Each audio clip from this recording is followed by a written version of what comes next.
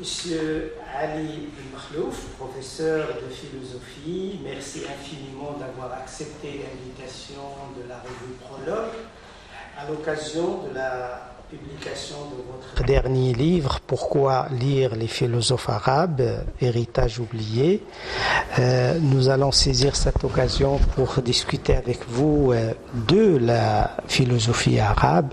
Et la première question qui vient à l'esprit, c'est, on connaît vos premiers travaux, ça a porté sur justement Russell, Frege, donc tous laissez-penser que vous allez continuer à travailler les questions de la logique, de la philosophie analytique, et à un certain moment, vous avez décidé de faire un pas de côté et de vous investir dans la philosophie arabe ou la philosophie d'expression arabe ou de langue arabe.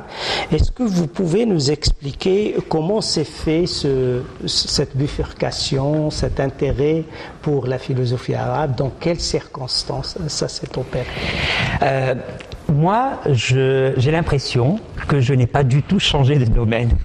Pourquoi? Parce qu'effectivement, Frege, Russell, Wittgenstein, Whitehead, c'est la grande tradition analytique qui est née de la logique mathématique, la grande révolution de la logique mathématique au XIXe siècle, qui consistait à dire qu'il est vrai que nous avons depuis Aristote une logique philosophique, une logique des concepts, mais il y a aussi véritablement un formalisme qui est maintenant reconnu, le formalisme qui vient de ce que Frege appelait les lois générales de la pensée. Et ces lois générales de la pensée concernent la logique, mais tout aussi bien l'arithmétique qui apparaissait par essence pour Frege quelque chose de très logique. Donc finalement, la logique se déplaçait vers les mathématiques. Mais après avoir travaillé près de 20 ans ce corpus que vous avez rappelé, je me suis rendu compte que sans l'arrière-plan de l'histoire logique, de l'histoire de la logique, et de la philosophie de la logique, on n'allait pas avoir véritablement la perception de ce avec qui Frege-Russell dialoguait.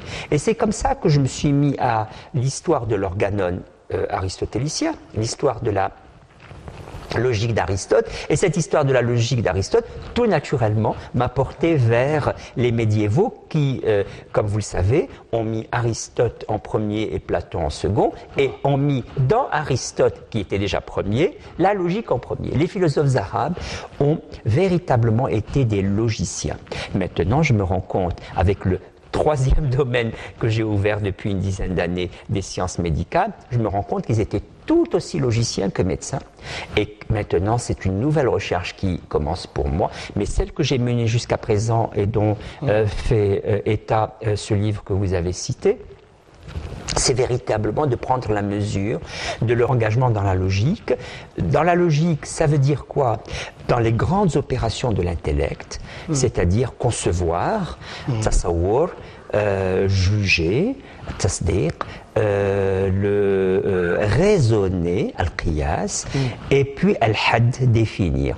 Concevoir, juger, raisonner, définir, c'était véritablement pour eux un défi, on dirait aujourd'hui un challenge, un défi pour structurer la pensée philosophique qui était quand même naissante dans un univers d'abord massivement investi par la symbolique religieuse, et comment la philosophie allait entrer dans ce domaine. Il fallait la labelliser hikma, parce que le mot hikma existe dans le Coran, et puis après, véritablement, se lancer dans le qiyas, dans la science du raisonnement. Et véritablement, je reviens maintenant beaucoup à Frege-Russell, que je n'ai jamais quitté dans mes enseignements du moins, et je me rends compte maintenant que j'ai gagné avec les philosophes arabes une épaisseur historique de la pratique et de la logique et de la philosophie de la logique. Merci. Justement, revenons un peu au titre de l'ouvrage, parce que l'ouvrage porte un sous-titre. Oui. C'est justement l'héritage oublié. Alors, ça m'amène à vous poser une question un peu du sens du mot oubli dans le sous-titre. S'agit-il de l'oubli de ce chapitre de la philosophie arabe dans l'histoire universelle, l'histoire générale de la philosophie, ou de l'oubli justement de ce patrimoine philosophique dans la culture arabe aujourd'hui, la culture arabe contemporaine, ou tout simplement peut-être d'un double oubli. Oui. Et si l'oubli existe, quelles sont à votre avis les raisons de cet oubli dans les deux cas?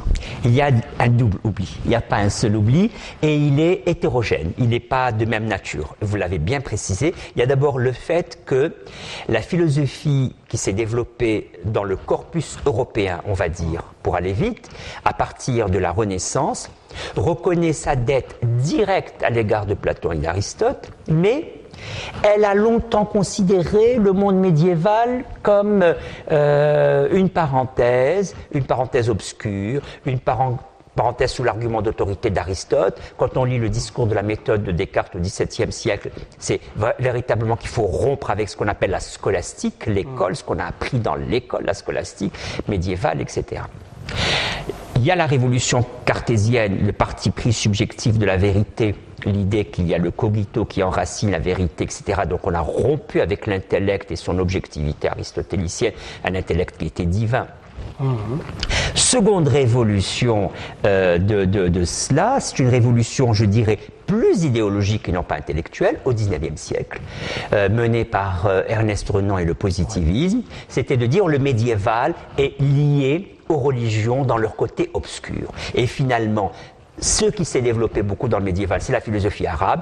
Dans le meilleur de ce qu'elle nous a transmis, elle a repris la philosophie grecque, donc il suffit de lire la philosophie grecque, et donc il y a eu, si vous voulez, ce point-là. Mais ça, c'est, si vous voulez, une rupture épistémologique au XVIIe siècle et une volonté d'oubli au XIXe siècle qui prend plus la forme, je dirais, idéologique.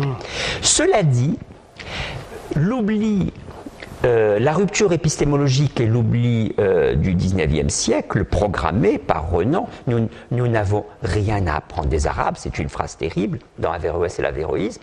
Eh bien, ce double oubli, cette double nappe d'oubli, ne rend pas compte de la réalité des transferts culturels, c'est-à-dire qu'on se rend compte que finalement cette philosophie, a été complètement assimilée, et bien évidemment à partir de saint Thomas du XIIIe siècle, qu'Averroès a très vite été traduit et qu'il y a les versions hébraïques et latines qui ont beaucoup été travaillées à Padoue au XIVe siècle. Et que finalement, cette philosophie européenne n'est pas née de rien, elle est née de ce socle arabe. Mais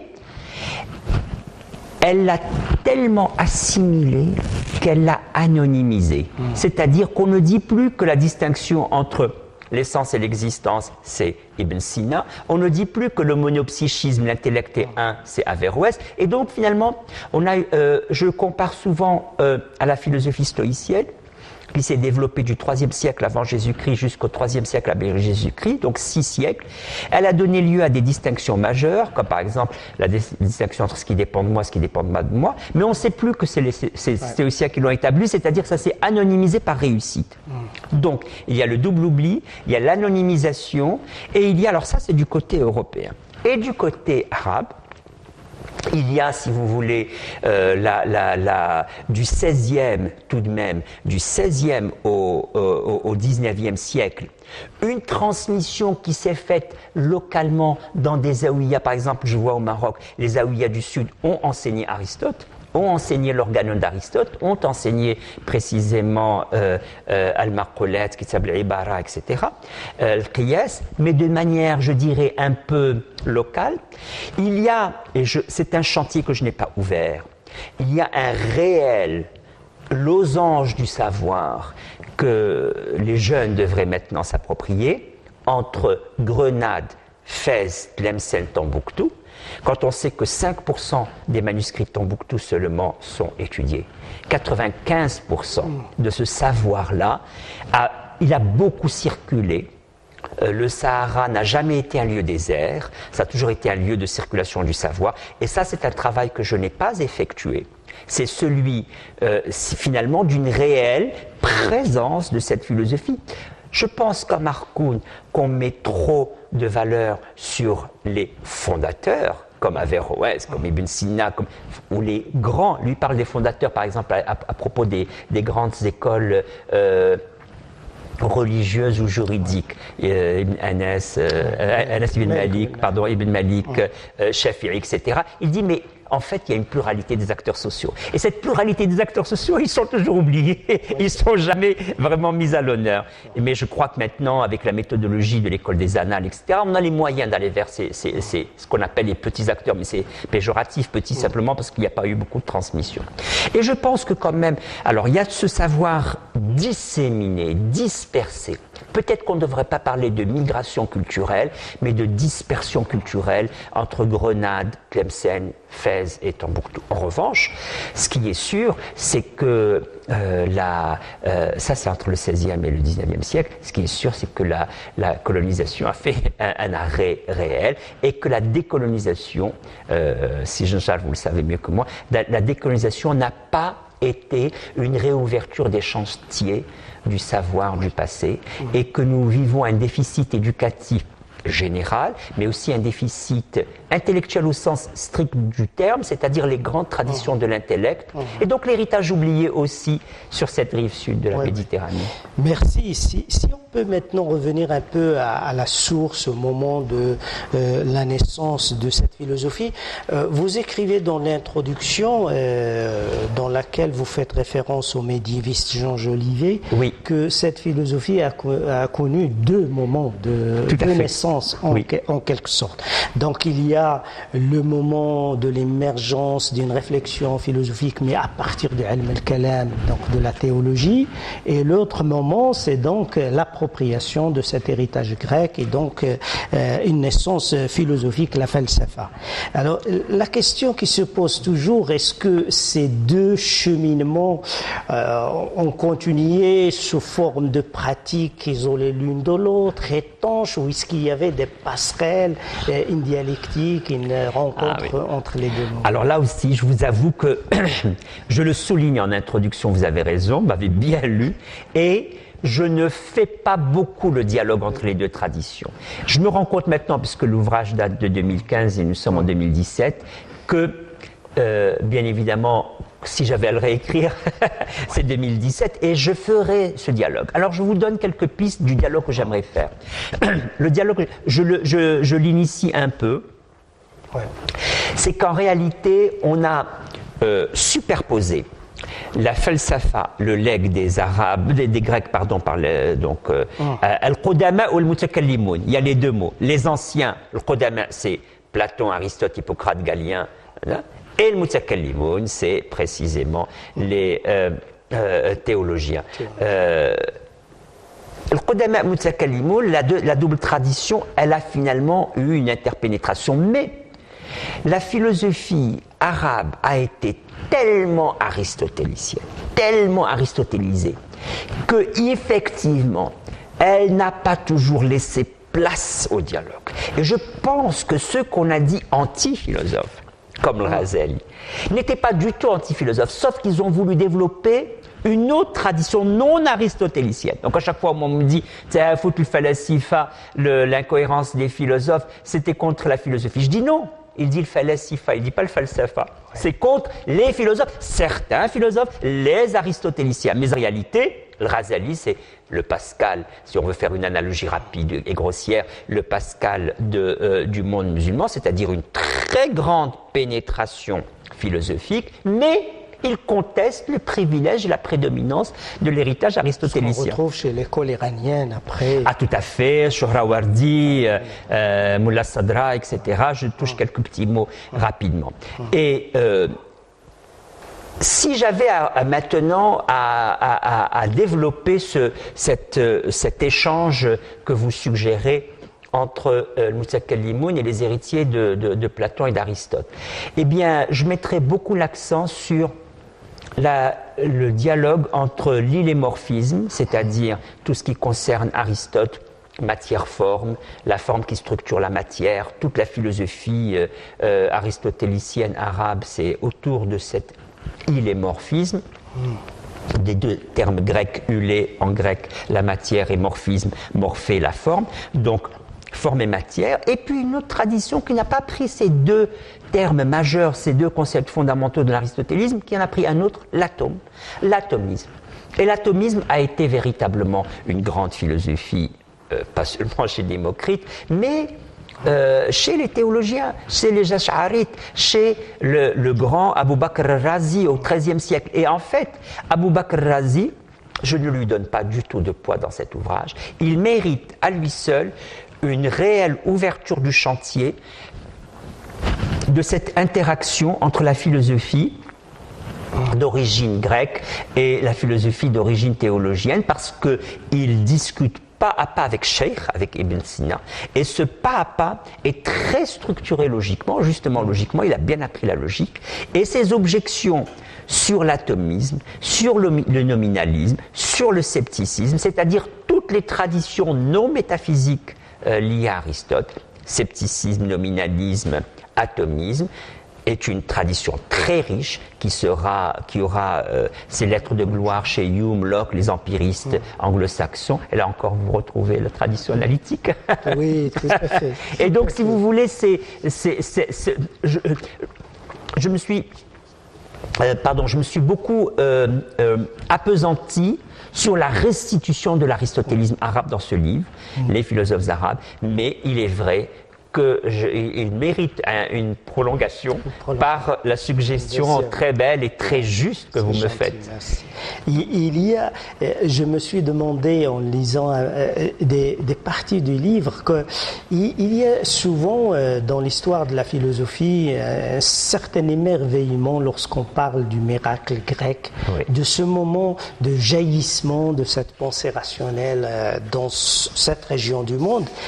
Mais quand on voit de près ce qui s'est passé en islam, on se demande si justement il n'y avait pas quelque chose d'équivalent, parce que on parle là de ilm al-kalam et de la philosophie, mais la falsafa avec el-Kindi commence au milieu du 9e siècle, et donc nous sommes à un siècle du moment fondateur de l'islam.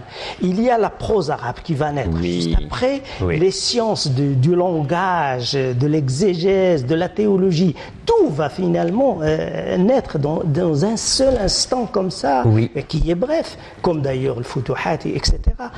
On se demande comment ces philosophes qui sont en train de fabriquer, d'inventer un nouveau langage rationnel, comment ils vont se justifier ou légitimer cette nouvelle pratique de la pensée face à des sciences qui se constituent autour du Coran, autour du livre sacré, c'est-à-dire la hikma et l'ulum al-naqliya et l'ulum al-aqliya. Comment la falsafa va trouver sa légitimité dans cette culture arabo-islamique de ces instants qui sont les instants de naissance? C'est vrai. Merci, c'est une très très belle question.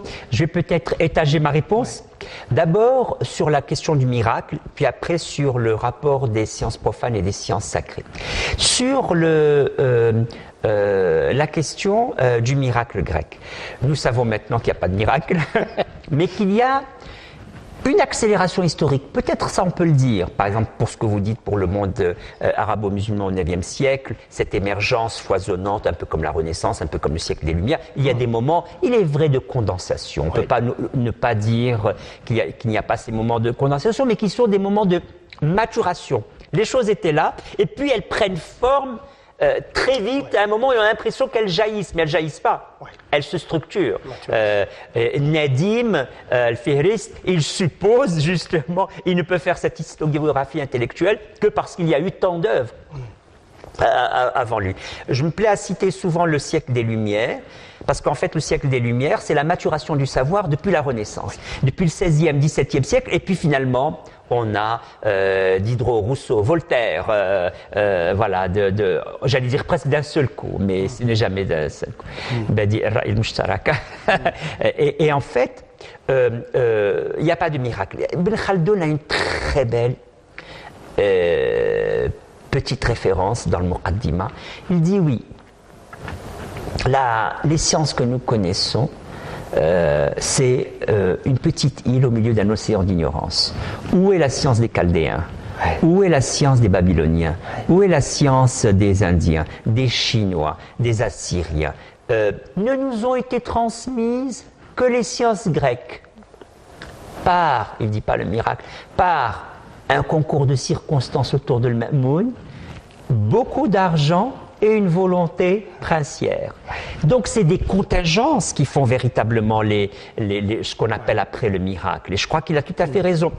Si Al-Ma'moun avait jeté son dévolu sur la Chine et pas la Grèce, voilà, il faut pouvoir dire ces choses-là. Il n'y a pas une nécessité de l'éclosion de la pensée grecque et une nécessité de la reprise arabe. Il y a un moment où on s'oriente plutôt là que là. Possibles qui ne sont pas advenus. Ah, toujours. Moi, je dis les alternatives hypothétiques. On oublie combien le passé a été un présent. Et le présent, eh bien, comme tout notre présent, il peut aller dans un sens ou aller dans un autre. Donc ça, c'était la première réponse que je voulais vous faire sur le miracle, comme vous avez bien saisi, on le met entre guillemets. Et la seconde idée, vous avez raison, cette falsafa qui va trouver sa place dans les sciences structurées, vous les avez rappelées, l'exégèse religieuse, la grammaire du 7e au 9e siècle, c'est l'exégèse religieuse, l'exégèse juridique, la grammaire, la philologie. Et tout cela, précisément, avant les grands commentaires Talkhis Tafsir ou Mukhtasar des philosophes arabes. Al-Kindi notamment, qui a donné le coup d'envoi, puisqu'il était à la tête de Beit al-Hikma en 833. C'est le Ma'moun qui le nomme pour superviser les traductions. Lui-même ne connaissait pas le grec, mais pour superviser les traductions. Donc, cette falsafa, comment va-t-elle entrer dans le monde musulman? C'est une vraie question. Le mot falsafa ne figure ni dans les hadiths du prophète, ni dans le Coran. Comment le justifier? Alors ça, c'est le tour de magie extraordinaire. On va l'appeler hikmah, sagesse. Alors aujourd'hui, on dit philosophe, oui, les amis de la sagesse, ça veut dire... Je dis non, c'est une très grande stratégie de labelliser la philosophie hikmah pour qu'elle puisse prendre sa place au milieu des savoirs dits sacrés. Et je me plais à dire que la philosophie, bien sûr, ce n'est pas la philosophie que nous pratiquons aujourd'hui, c'est-à-dire c'est la connaissance des choses en leur vérité. Donc c'est aussi bien la botanique que l'agriculture, que la métaphysique, que la physique, que la médecine, que la logique, c'est-à-dire toutes les sciences profanes. Toutes les sciences profanes, c'est de la philosophie. Al-Hikmah qui renvoie à tous ces domaines. Eh bien, il va y avoir ce que j'appelle, moi, mais je ne l'ai pas dit dans le texte, mais maintenant, quand même, ma pensée continue, une hybridation du sacré et du profane. Une hybridation du sacré et du profane, et la philosophie arabe est de cette hybridation. Parce qu'il y a véritablement une analyse de Al-Haqq, qui est un des 99 noms de Dieu, l'histoire de la vérité, Tarikh al-Haqq, vraiment comment dans le Maqala fi al-Falsafa al-Oula de Al-Kindi, il trace propos sur la philosophie première, c'est-à-dire la métaphysique, il trace complètement la généalogie de la vérité des prophètes aux philosophes. C'est ce que j'appelle l'hybridation du sacré et du profane, ou leur croisement, ou leur tissage, parce qu'en réalité, il dit, les philosophes ne feront que continuer Kalam al-Haqq des prophètes dans un autre style. Bien évidemment, ils ne prennent pas du tout le style de l'inspiration prophétique, mais ils prennent un style de l'argumentation. Et ça, c'est la grande force de la révolution philosophique et de son introduction à Bagdad au IXe siècle. Le même geste sera accompli à Cordoue par Ibn Rushd, qui va effectivement lui aussi dire qu'il n'y a aucune culture n'est fermée sur elle-même, elles sont toutes interactives, et dans cette interaction, eh bien, il y a Al-Qudama, Platon et Aristote, qui se mixent avec véritablement ce que dit le Coran, puisque si on veut connaître la belle création divine, qui est parfaite, selon la perfection, qui est faite par un geste parfait, elle n'est pas parfaite, pardon, mais elle est faite par un geste parfait, qui est le geste créateur. Il faut avoir un moyen parfait. Le moyen parfait, c'est le syllogisme. C'est ça la mixture ou le tissage d'un moyen inventé par Aristote, qui est le qiyas, le syllogisme, avec un objet qui est la perfection divine, dont on va parler par la perfection d'une méthode. Ça, c'est véritablement un tour de force extraordinaire d'avoir essayé ce tissage. Ça fait que moi, si vous voulez, quand on voit et on projette les catégories du 19e siècle sur le médiéval, je suis mal à l'aise. Ah, c'est le combat entre la raison et la foi. Il n'y a pas de combat, il n'y a pas de conflit. Il y a du tissage, il y a du croisement, il y a de l'hybridation, mais il n'y a pas de... Raison et foi, c'est même pas leur langage, parce que leur langage, c'est l'intellect, c'est pas la raison cartésienne. Donc on projette un mélange de cartésianisme et de positivisme sur le médiéval et on dit entre la raison et la foi, Averroès avait choisi la raison. Tout ça, c'est des contresens terribles contre lesquels je me suis insurgé un peu. Je me dis un peu, parce que finalement j'aurais dû être plus virulent, parce que je vois que ça continue. Justement, ce que vous dites m'amène à une autre question concernant le présent aujourd'hui. Oui. Là, l'ouvrage édité chez Albin Michel s'adresse à un public occidental, européen, mais aussi à un public cultivé dans le monde arabe francophone. Évidemment, ça suppose tout cet effort dont vous parlez de traduction de ces textes philosophiques arabes qui sont aujourd'hui disponibles. Donc ça facilite la réflexion sur ces textes-là. Mais la question dans le monde arabe aujourd'hui, si on voit la situation de la philosophie dans le monde aujourd'hui, on a l'impression que c'est vrai, les textes nous sont parvenus, ils sont là, mais on a l'impression qu'on n'a pas le mode d'emploi. Que ce patrimoine, il est disponible, il a toujours été disponible, puisque ces textes étaient là, soit sous forme manuscrite ou édité depuis le 19e siècle, le début du 20e, mais on a l'impression que le public cultivé aujourd'hui n'a plus accès à ce langage de la philosophie. Vous qui essayez maintenant de décoder, de présenter des clés pour réinvestir ces textes philosophiques arabes, est-ce que vous pouvez nous donner, à partir des problématiques éthiques, existentielles, politiques posées aujourd'hui dans le monde arabe, quelques clés, par exemple, de moyens pour lire ces textes aujourd'hui, se les approprier dans le monde arabe? Ah oui, vous posez une question cruciale qui est très très importante. Ce qui pose aussi la question de la traduction arabe de ce livre. Ah oui, tout à fait. Alors, je vous annonce une nouvelle que moi j'ai accueillie avec beaucoup d'émotion, c'est qu'il est en train d'être traduit au Caire. Je suis très content par quelqu'un que vous connaissez, M. Anwar Mouritz, qui maintenant dirige un centre de traduction. Il est détaché de son université, il dirige un centre de traduction et il le traduit lui-même. Alors j'ai la grande chance d'être traduit par un philosophe, et non pas par quelqu'un qui n'est pas du métier. Et donc l'ouvrage sera disponible au Salon du Caire fin janvier, début février 2018. Je suis très heureux de cela. Ah oui, je suis très très heureux de cela. On verra comment il sera reçu. Ça aussi. C'était la réception est toujours intéressante. Maintenant. La question que vous posez, pour moi, c'est une question de formation et d'enseignement. C'est-à-dire, comme vous le dites très justement, on a un patrimoine muet devant soi. Comment l'animer? Comment le mettre en mouvement? Si précisément, nous avions un investissement réel dans la formation continue des enseignants.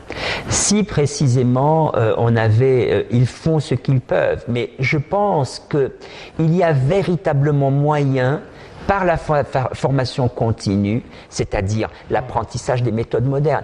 Il est impossible de lire ces textes comme ils étaient lus autrefois. C'est très difficile. On fait notre maximum pour s'installer dans le présent que fut le passé. Mais aujourd'hui, nous avons plusieurs méthodes. Monsieur Harkoun, paix à son âme, insistait beaucoup sur l'investissement des méthodes des sciences humaines pour l'appropriation du texte sacré. Je dis moi un peu la même chose. L'investissement des langues. Par exemple, je me suis rendu compte que la sémantique pour Averroès et la sémiologie pour Ibn Khaldoun sont d'excellents moyens d'entrer dans leurs œuvres. Par exemple, pour Averroès, il insiste beaucoup que par exemple, le grand conflit, le monde est-il créé ou est-il éternel?